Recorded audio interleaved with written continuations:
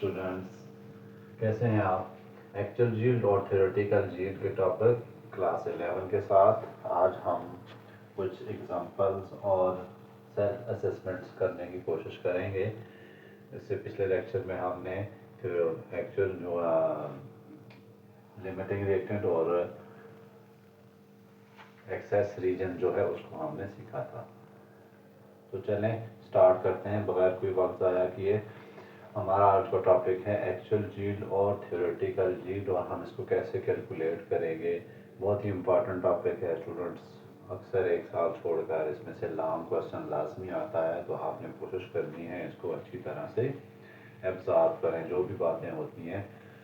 तो स्टार्ट लेते हैं एक्चुअल यील्ड से। अब यील्ड क्या होती है? इंडस्ट्रीज जो हैं वो डिफरेंट चीज़ें प्रोड्यूस करती हैं, ठीक है। जैसे वो नाइट्रोजन और हाइड्रोजन को ले लें, 3H2, ये क्या दे रहे हैं, 2NH3 अमोनिया। ये कोई इंडस्ट्री अमोनिया प्रोड्यूस करना चाह रही है, ठीक है। तो इसमें दो चीज़ें होती हैं। एक तो हम करते हैं वो अमाउंट जो कि इधर से मिलेगी हमें, यानी कि जो इक्वेशन बैलेंस से हमें कैलकुलेशंस करके मिलती है, जैसे हमने पिछले टॉपिक्स में बहुत जगह की हुई है, तो वो हमारे पास होगी थ्योरेटिकल यील्ड, क्योंकि हमने थ्योरेटिकली इसको कैलकुलेट किया होता है, एक्चुअल नहीं होती। तो वो अमाउंट ऑफ प्रोडक्ट जो कि बैलेंस केमिकल इक्वेशन से मिलती है, कैलकुलेशन से, उसको कहते हैं हम थ्योरेटिकल यील्ड। फॉर एग्जांपल यहाँ पे मिल गया 28 ग्राम अमोनिया मिल गया, फर्ज कर रहे हैं हम इंडस्ट्री में इसको कैलकुलेट किया हमने, तो हमें 28 ग्राम अमोनिया मिला, और वो क्या था हमारा थ्योरेटिकल यील्ड, हमने कैलकुलेशन के हिसाब से कैलकुलेट किया। अब एक्चुअल में जब हम एक्सपेरिमेंटली इसको करते हैं प्रैक्टिकली, तो वो हमें फर्ज करें मिल जाता है 20 ग्राम। वो जो क्वांटिटी होती है जो हम एक्सपेरिमेंटली बना रहे हैं, खुद बनाने के बाद उसको मेजर करते हैं, उस प्रोडक्ट को कहते हैं एक्चुअल यील्ड। एक्चुअल यील्ड क्या होती है? क्वांटिटी ऑफ प्रोडक्ट जो प्रोड्यूस कब होती है? एक्सपेरिमेंटली। एक्सपेरिमेंट मतलब जो हम खुद बनाएं, हवा में नहीं। जैसे यहाँ से कैलकुलेशन की कि 2 मोल अमोनिया, 1 मोल नाइट्रोजन, 2 मोल 3 मोल हाइड्रोजन से मिलकर 2 मोल अमोनिया दे रहा है, ये तो थ्योरेटिकल यील्ड है ना। एक्चुअल यील्ड जो है वो हमेशा कम होती है थ्योरेटिकल यील्ड से। उसकी रीज़न क्या होती है? सिर्फ एक ही प्रोडक्ट नहीं बनता, बल्कि इसमें बाय प्रोडक्ट बनते हैं, कुछ लॉस भी हो जाता है, और इसी तरह के डिफरेंट फैक्टर्स हैं जो कि एक्चुअल यील्ड को कम कर देते हैं। थ्योरेटिकली तो आपने सिर्फ कैलकुलेशंस की, ये मिल के ये बना रहे हैं, लेकिन प्रैक्टिकली बहुत सारे लॉसेस भी हो रहे होते हैं और बाय प्रोडक्ट भी बन रहे होते हैं, इसलिए एक्चुअल यील्ड हमेशा थ्योरेटिकल यील्ड से कम रहेगी, ठीक है। और इसको निकालने का क्या फार्मूला है? परसेंटेज यील्ड को निकालने का, actual yield over theoretical yield. किसी परसेंटेज निकालते हैं, ऊपर छोटी चीज़ नीचे बड़ी चीज़ होती है, ये तो आपको पता है। तो एक्चुअल यील्ड हमेशा कम होगी, always less than theoretical yield. अब हम न्यूमेरिकल्स में इनको कैसे कैलकुलेट करेंगे? न्यूमेरिकल्स में करने के लिए हमें उसी तरह जो पीछे हम काम करते आ रहे हैं उसी तरह से कैलकुलेशंस करनी है, लेकिन बाज़ात हमें प्रोडक्ट देंगे, बाज़ात नहीं देंगे। हमने वही स्टेप्स करने हैं जी। पहले बैलेंस केमिकल इक्वेशन लिखनी है, उसके बाद हमने उनको मोल्स में कन्वर्ट करना है, देन यूनिटरी मेथड लगाकर हमने प्रोडक्ट फाइंड करने हैं, ठीक है। और इसमें शायद रिवाइज भी हो जाए आपका लिमिटिंग रिएक्टेंट और जो एक्सेस रीजन वगैरह, वो सारे इसमें रिवाइज होंगे इस टॉपिक में। तो हम चलें बगैर वक्त ज़ाया किए आपका मैं स्टार्ट करा रहा हूँ example number 4.12।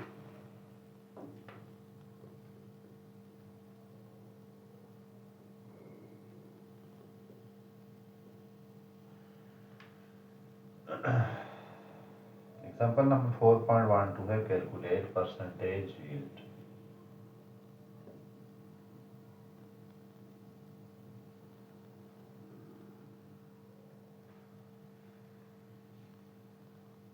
Produced by 10 gram of oxygen.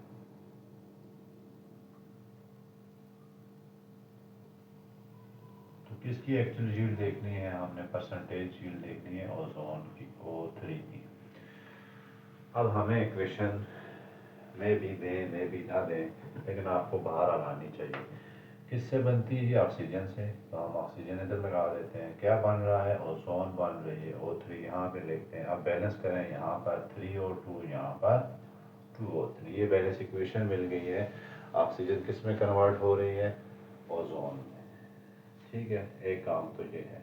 अब हमें जो डेटा दिया हुआ है, हमने पहला काम कर दिया। हम क्या करेंगे, गिवन डेटा को मोल्स में लेके जाते हैं। ठीक है, गिवन डेटा कितना है? 10 ग्राम O2 है। ठीक है, ओके, इसके मोल्स निकालते हैं। मोल्स किस चीज़ होता है? Mass over molar mass. तो O2 का मोलर मैस होता है 32। तो ये आपके पास कितना बन रहा है? 0.3125। 0.3125 ये हमारे पास मोल्स आ रहे हैं ऑक्सीजन के। ठीक है, जो हमने कैलकुलेशन करनी है उसके लिए हमारे पास है। अब हमें इक्वेशन से क्या पता चल रहा है? 3 मोल ऑक्सीजन, 2 मोल ओजोन दे रहे हैं। ठीक है, हमने देखना है कि इतने मोल्स कितने देंगे हमें। तो ये डायरेक्ट मेथड से हो जाता है। चलें हम निकाल लेते हैं। हम यूनिटरी मेथड लगाते हैं। N of O2 divided by stoichiometric coefficient is equal to N of O3 divided by stoichiometric coefficient. Okay, N of O2 कितने हैं? 0.3125। देखें मोल इधर लिखने हैं, स्टोइकोमेट्रिक कोफिशिएंट इक्वेशन से मिलेंगे आपको, यहाँ से मिलेंगे। ठीक है, देखें डिवाइड बाय कितना है? 3 is equal to N of ozone आपने निकालने हैं, और स्टोइकोमेट्रिक कोफिशिएंट कितने हैं हमारे पास? हमारे पास आ रहे हैं 2। ठीक है, ओके, इसको सॉल्व करते हैं। तो हमारे पास क्रॉस मल्टीप्लाई हो रहा है। 2 into 3.125 over 3 is equal to NO3 आ रहा है। तो ये हमारे पास मोल्स आ रहे हैं 0.208। 0.208 मोल्स आ रहे हैं। किसके? ओजोन के। हमें चाहिए मैस। क्या चाहिए होता है? कोई भी यील्ड जो होती है वो मैस में होती है। तो ये तो हमारे पास मोल्स हैं। हम क्या निकालते हैं फिर? मैस ऑफ ओजोन, जो कि 0.208 मोल मल्टीप्लाइड बाय मोलर मैस। इसका मोलर मैस होता है 48। तो ये हमें मिलता है 10 ग्राम, 10 ग्राम। ठीक हो गया। अब स्टूडेंट ये थ्योरेटिकल यील्ड है। ये क्या चीज़ है? थ्योरेटिकल यील्ड, जो हमने कैलकुलेशन से निकाली है। हवा में डेटा लिखा, कितने मोल ऑक्सीजन हमें इतने मोल ओजोन दे रही है। फिर बेसिकली क्या होती है? Theoretical yield. एक्चुअल यील्ड उन्होंने हमें दी हुई है। एक्चुअल यील्ड दी हुई है। एक्चुअल यील्ड दी हुई है। एक्चुअल यील्ड वो आपको देंगे हमेशा। वो है 1.05 ग्राम। 1.05 ग्राम। अब हमसे कहा जा रहा है परसेंटेज यील्ड फाइंड करो, कैलकुलेट परसेंटेज यील्ड। तो फार्मूला लिख लेते हैं परसेंटेज यील्ड का। Actual yield over theoretical yield multiplied by 100। कैसे? एक्चुअल कितनी आ रही है हमारे पास? 1.05, और थ्योरेटिकली कितनी आ रही है? 10। ये जो हमने की है, मल्टीप्लाई कर लेते हैं 100 से। ये इससे कट गया तो कितना आता है? 10.5%। तो ये हमने थ्योरेटिकल परसेंटेज यील्ड निकाली है। परसेंटेज यील्ड निकालने के लिए आपको एक्चुअल यील्ड वो हमेशा दे देंगे। आपने थ्योरेटिकल यील्ड कैलकुलेशन से फाइंड करनी है, और फिर इस फार्मूले में आके पुट करनी है। याद रहे actual yield always less than theoretical yield होती है। सो हमने ये एक न्यूमेरिकल किया, इसके बाद हम करेंगे एग्जांपल्स, कंसेप्ट, असेसमेंट्स करेंगे। उसमें क्या फ़ायदा होगा, आपको सारी चीज़ें रिवाइज हो जाएंगी। मे भी वहाँ पे आपको जो है लिमिटिंग रिएक्टेंट वाले न्यूमेरिकल्स भी आपको रिवाइज हो जाए। अब न्यूमेरिकल उसको उनकी क्या निशानी होती है वो इंशाल्लाह हम साथ साथ डिस्कस करेंगे। हमें कैसे पता चलेगा कि हमने यूज़ करना है लिमिटिंग रिएक्टेंट वाला कंसेप्ट, तो इंशाल्लाह वो साथ साथ ही हम करेंगे। कंसेप्ट असेसमेंट हमारे पास है 4.6, इसको देखने बहुत इम्पोर्टेंट और थोड़ी सी टेक्निकल है। Determine the amount of FeCl3 produced by the reaction of KMnO4, 10 mole of KMnO4 हैं और 22 मोल्स ऑफ हाइड्रोजन है। हमें कहा जा रहा है कि अमाउंट ऑफ FeCl3 निकालें, और हमें यहाँ पर क्या क्या दे दिया, KMnO4 के मोल्स और HCl के मोल्स। यहाँ पर दो चीज़ें आपने नोट रखनी है जो गिवन डेटा है उसमें। मोल्स किसके दिए हुए हैं हमें,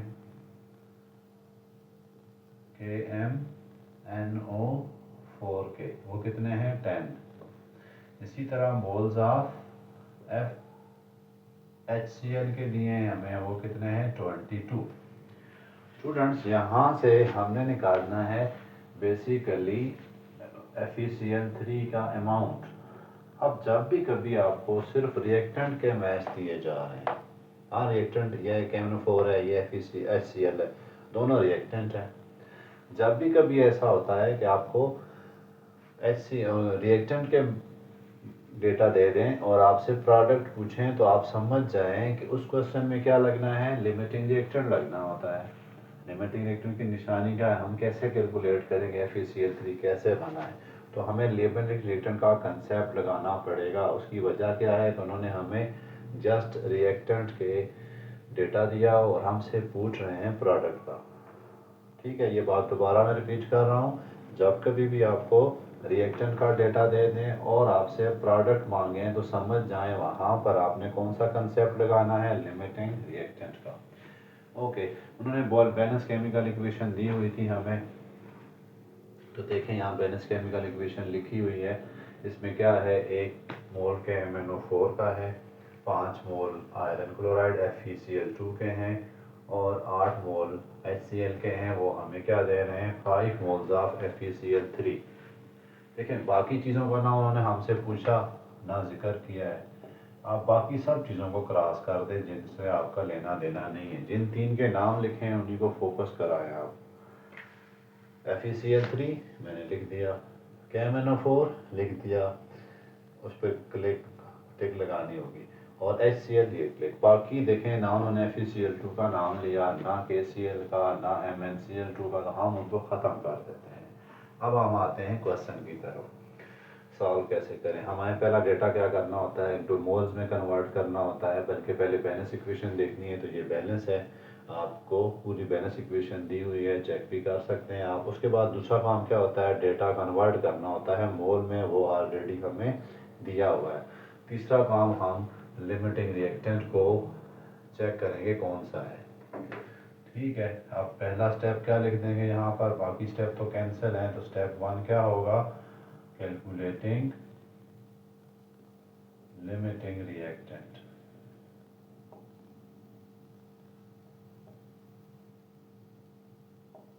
ठीक है, अब देखें क्या करता हूँ मैं, यूनिटरी मेथड लगा रहा हूँ n। अब किस किस को मैं कंपेयर करूंगा, पहले KMnO4 को और FeCl3 को। n KMnO4 divided by stoichiometric coefficient, यहाँ होते हैं stoichiometric coefficient, is equal to किससे करा रहा हूँ, FeCl3 से, तो NFeCl3 divided by stoichiometric coefficient. ठीक है, ये हम देखेंगे कौन कम मिकदार में प्रोडक्ट दे रहा है, लिमिटिंग रिएक्टेंट कौन है। ओके, डेटा पुट करते हैं। नंबर ऑफ मोल्स जो हमें दिए होंगे, ये जैसे 10 दिए हुए हैं, ये नहीं लिखने आपने इक्वेशन वाले, ये क्या होते हैं, स्टोइकोमेट्रिक कोफिशिएंट, जो कि यहाँ पे 1 है। इसी तरह NFeCl3 हमें नहीं दिए हुए, हमें सिर्फ क्या दिया हुआ है, इनका स्टोइकोमेट्रिक कोफिशिएंट दिया हुआ है, जो कितना है यहाँ पर 5 है। तो क्या मिल गए, number of moles FeCl3 is equal to 50। इसको मैंने ले जाके मल्टीप्लाई कर दिया, तो KMnO4 ने कितने दिए, 50 मोल्स दिए हैं हमें प्रोडक्ट के। अब दूसरों को देखते हैं। NHCl, दूसरा नाम किसका है हमारे पास, HCl का, ओवर स्टोइकोमेट्रिक कोफिशिएंट इज, आपने पेपर में पूरा लिखना है स्टोइकोमेट्रिक कोफिशिएंट। अच्छा, यहाँ में टाइम शॉर्ट है और जगह भी कम है, इसलिए मैं कम लिख रहा हूँ, आपने पेपर में पूरा लिखना है क्योंकि आपके नंबर ना कटे हैं। SC एग्जामिनर को तो नहीं पता आप क्या कह रहे हैं ना, आप कहें stoichiometric coefficient. Okay, NFeCl3 divided by SC। अब NaCl कितने हैं, हमें कितने मोल्स दिए हैं, 22 मोल दिए हुए हैं, ओवर इसका स्टोइकोमेट्रिक कोफिशिएंट कितना है, 8 है, इज इक्वल टू, इसके हम कहीं से ढूंढना चाह रहे हैं और इसका स्टोइकोमेट्रिक कोफिशिएंट कितना है, 5। ठीक हो गया। अब हम कैलकुलेशंस करते हैं, थोड़ी सिंप्लीफिकेशन जहाँ होती है कर लेते हैं। ये 4 और ये 11, तो कितना बनेगा, 1155 divided by 4 is equal to number of moles of this.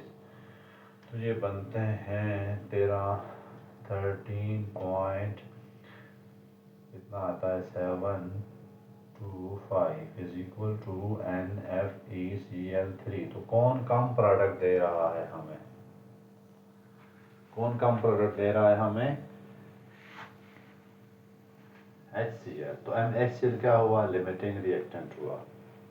हम कह देंगे HCl is limiting reactant.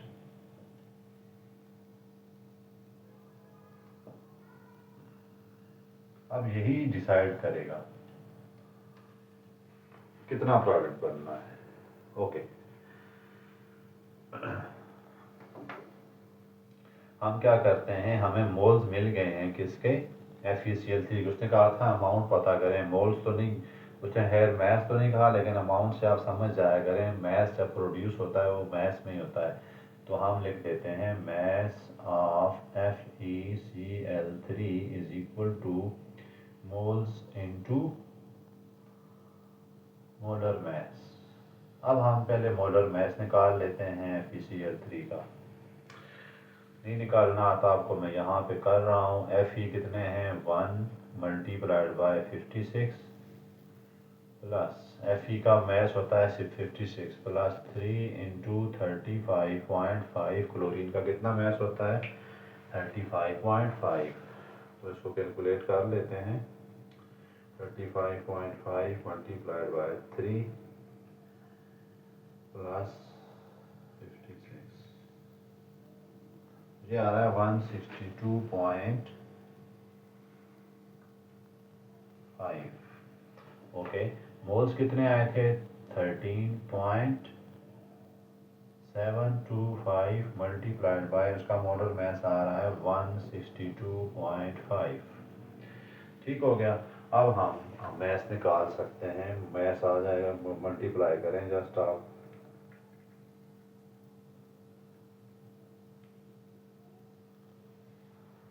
Twenty 30, कितना मैथ आ रहा है, 30.125 ग्राम। तो ये हमने कैलकुलेट कर दिया। यहाँ पे परसेंटेज जीरो वगैरह का चक्कर ही कोई नहीं है, इसलिए यहीं तक इस क्वेश्चन को ख़त्म करते हैं। सिर्फ उन्होंने हमसे मैथ्स ही पूछा था। तो स्टूडेंट्स, आपने सबसे पहला काम जज करना होता है कैसे कैलकुलेट करेंगे। ठीक है, जब भी रिएक्टेंट के मैथ दिए हुए तो आप समझ जाएं लिमिटिंग रिएक्टेंट कैलकुलेट करना है। और लिमिटिंग रिएक्टेंट का बेस्ट मेथड मैंने आपको यहाँ पे अपने लेक्चर्स में समझा दिया है। कंसेप्ट असेसमेंट 4.6, यील्ड जो है वो आपने निकालनी है बेकिंग सोडा की। स्टूडेंट पहले बेकिंग सोडा को देख लें। बेकिंग सोडा का फार्मूला होता है 4N सोडियम बाइकार्बोनेट NaHCO3। अब यहाँ पर आपसे क्या पूछा जा रहा है, If 20 gram of ammonia, 30 gram of carbon dioxide produced 40 gram of baking soda. यहाँ पर अब उसने जो 40 ग्राम ऑफ बेकिंग सोडा दिया है, ये आपके पास असल में एक्चुअल यील्ड है। ये क्या है? एक्चुअल यील्ड है। उसने कहा इतने प्रोड्यूस हुए हैं, नहीं प्रैक्टिकली बताया उसने कि इतना प्रोड्यूस हुआ। ठीक है, 40 ग्राम एंड 30 ग्राम अमोनिया। देखें, कार्बन डाइऑक्साइड और उन्होंने किसका दिया हुआ जिक्र किया है? अमोनिया का। ये दोनों क्या प्रोड्यूस कर रहे हैं? 40 ग्राम ऑफ बेकिंग सोडा, यानी मीठा सोडा सॉल्वेट टावर में बनता है। ये आपने 9th में पढ़े हुए रिएक्शन। फिर है परसेंटेज यील्ड फाइंड करके दें। अब स्टूडेंट एक मसला यहाँ पर क्या होता है कि हमें उसने एक्चुअल यील्ड तो दे दी है। ये एक्चुअल यील्ड होती है, आप पहचान सकेंगे वहाँ पे जो है। हमेशा मैंने बताया था आपको, जो भी यील्ड दी होगी वो एक्चुअल यील्ड होती है। आपने परसेंटेज यील्ड के थ्योरेटिकल यील्ड आपको खुद कैलकुलेट करनी पड़ती है। तो यहाँ पर उन्होंने एक्चुअल यील्ड दे दी है। अब हमारा काम क्या है? परसेंटेज यील्ड, थ्योरेटिकल यील्ड निकालना। लेकिन यहाँ पर एक और मसला क्या आ रहा है, ये देखें, उन्होंने दोनों रिएक्टेंट्स का हमें डेटा दिया, पूछ क्या रहे हैं? प्रोडक्ट। तो फिर आपके जहन में फ़ौरन आ जाना चाहिए कि ये प्रोडक्ट तो हम लिमिटिंग रिएक्टेंट से ही निकाल सकते हैं। लिमिटिंग रिएक्टेंट के बगैर तो ये प्रोडक्ट नहीं आने वाला ना। इसलिए हम क्या करेंगे? लिमिटिंग रिएक्टेंट का कंसेप्ट यूज़ करके सबसे पहले इसका प्रोडक्ट यानी थ्योरेटिकल यील्ड निकालेंगे। ओके, तो चलें स्टार्ट करते हैं। सबसे पहला काम क्या होता है? गिवन डेटा को लेके जाते हैं मोल में। क्या दिया उन्होंने? मैथ दिया CO2 का, कितना है? 30 ग्राम। और अमोनिया का मैथ दिया है उन्होंने 20 ग्राम। इसको ले जाते हैं मोल्स में। मोल्स क्या होता है? Given mass 30 gram over molar mass CO2 का 44 होता है। इसी तरह इसको देखें, moles is equal to given mass कितना है हमारे पास? 20 ग्राम और मोलर मैथ होता है 17।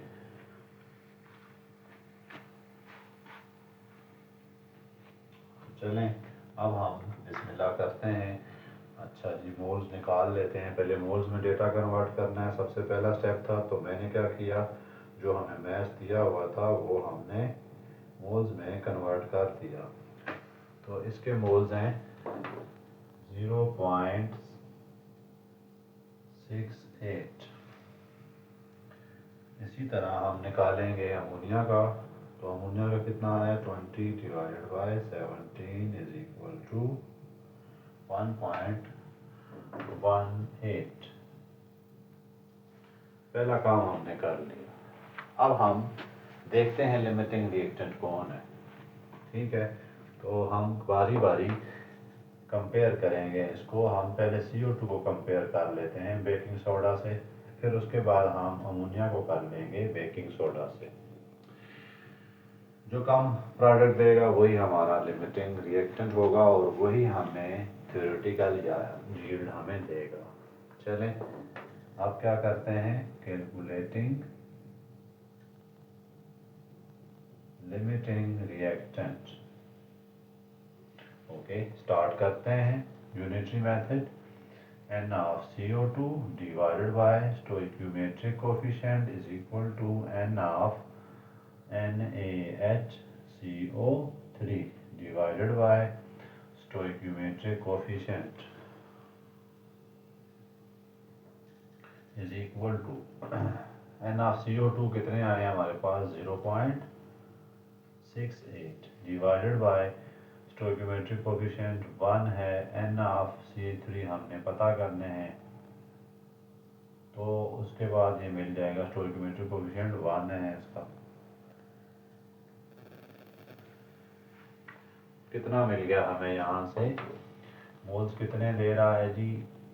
Sodium hydrogen carbonate 0.68 moles. Okay, अब हम क्या करते हैं? अमोनिया को भी चेक करते हैं वो कितने देता है। तो एन ऑफ एन, आपने ना ज़रा नीचे करने हैं, जगह कम होने पर इसमें ऊपर कर रहा हूँ। N of NH3 over stoichiometric coefficient, N of, बल्कि ये एन ऑफ NH3 हुए हैं। चलो मैं इधर कर देता हूँ।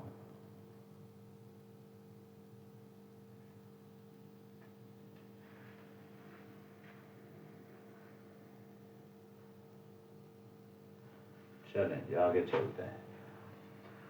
अमोनिया के कितने मोल आए थे हमारे पास? 1.18 ओवर, इधर कितने हैं हमारे पास? स्टोइक्योमेट्रिक कोफिशिएंट 1 ही है, is equal to NaHCO3 over 1।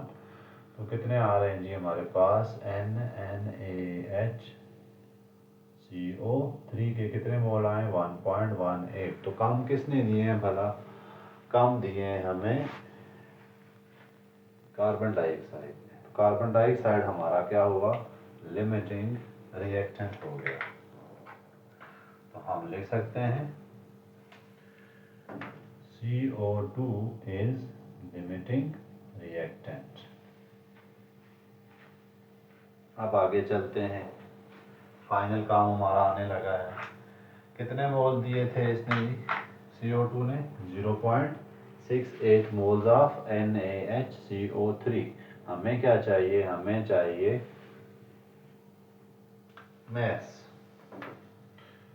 तो मैस ऑफ NaHCO3 कितना आ रहा है? 0.68 मल्टीप्लाइड बाय मोलर मैस, इसका कितना होगा? कैलकुलेट कर लेते हैं। यहाँ पर मैं इसका मोलर मैस लिख देता हूँ, इसका यहाँ पर कैलकुलेट करते हैं। एक सोडियम है 23, प्लस हाइड्रोजन भी एक है 1, प्लस कार्बन भी एक है 12, प्लस ऑक्सीजन 3 है तो 48 हो गया। 60 और 84 आ रहा है जी। अब हम देखते हैं हमारे पास यील्ड कितनी आ रही है। 84 मल्टीप्लाइड बाय 0.68, 57.12। ठीक है, ये हमारे पास मैथ आ गया। एक्चुअल थ्योरेटिकल यील्ड आ गई। अब हमने क्या निकालनी है? Percentage yield. परसेंटेज यील्ड निकालनी है, तो उसके लिए फिर हम क्या करेंगे? ये डेटा कर लेते हैं रेस, और किसी चीज़ की ज़रूरत नहीं है, इसलिए इसको रेस करते हैं। ओके, परसेंटेज यील्ड क्या होती है हमारे पास? Actual over theoretical multiplied by 100। Actual कितनी है? 40, थ्योरेटिकल आई है 57.12, और इसको कर देते हैं 12 से मल्टीप्लाई। तो निकाल लेते हैं कितनी आती है? 4 डिवाइडेड बाय 57 ये आ रही 70%। कितनी आ रही है? 70%। तो इसी के साथ हमारा जो कंसेप्ट असेसमेंट का सफ़र इस चैप्टर का इख्तिताम पज़ीर हुआ। नेक्स्ट लेक्चर में इंशाल्लाह हम जो एक्सरसाइज के जितने भी न्यूमेरिकल्स हैं वो करेंगे। उम्मीद है आपको ये असेसमेंट्स अच्छी तरह से समझ आई होगी। फिर भी आप किसी तरह का कोई भी क्वेश्चन पूछना चाहते हैं तो आप कांटेक्ट कर सकते हैं, जिसके लिए आपको सब्सक्राइब और लाइक करना ज़रूरी है।